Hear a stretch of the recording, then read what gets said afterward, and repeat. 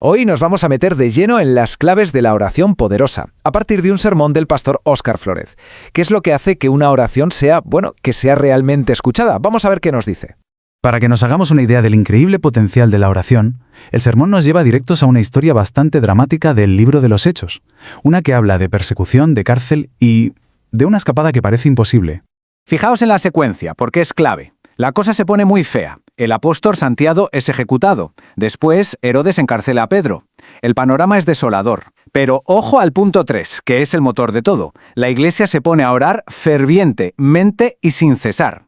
¿Y qué pasa justo después? Pues el punto 4, una intervención divina, un ángel que libera a Pedro. El sermón lo que hace es subrayar esta conexión tan directa. O sea, una oración intensa provoca un resultado que humanamente era imposible. Claro, después de ver algo así, la pregunta es casi obligada, ¿no? Y el sermón la pone sobre la mesa sin rodeos. Si la oración de verdad tiene todo ese poder, ¿por qué nos cuesta tanto? ¿Qué es lo que se interpone en el camino? Pues bien, el sermón se pone a identificar esas barreras, esos obstáculos tan comunes que nos pueden frenar a la hora de tener una vida de oración constante. Vamos a ver cuáles son. Y aquí están los 4 obstáculos principales. Primero, una comunión rota con Dios, una distancia. Segundo, la influencia del mundo, las distracciones. Tercero, el simple hecho de estar hasta arriba de problemas, de cargas pesadas. Y por último, algo que el sermón describe como la carne enferma. Y es curioso que use la palabra enferma y no débil, ¿verdad? Es como si sugiriera que es una condición que necesita sanar, una especie de resistencia interna a todo lo que sea disciplina espiritual.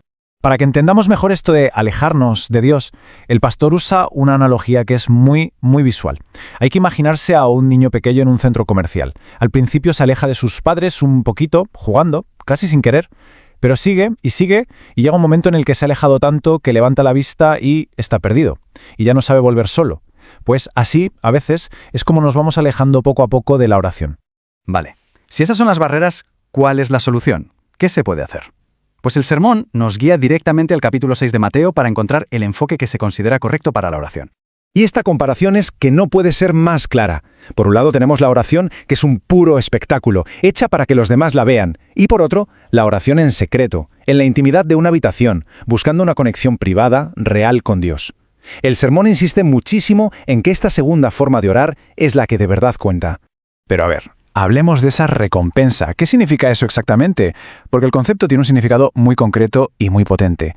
Va mucho más allá de lo que uno podría pensar a primera vista. Y aquí llega uno de los puntos más potentes del sermón.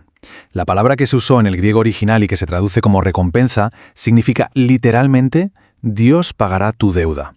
O sea, no es una bendición así en general, abstracta, no, es una acción concreta de Dios en la vida de una persona, una intervención directa en sus circunstancias. Esto, claro, le da la vuelta a todo. La perspectiva sobre la oración cambia por completo.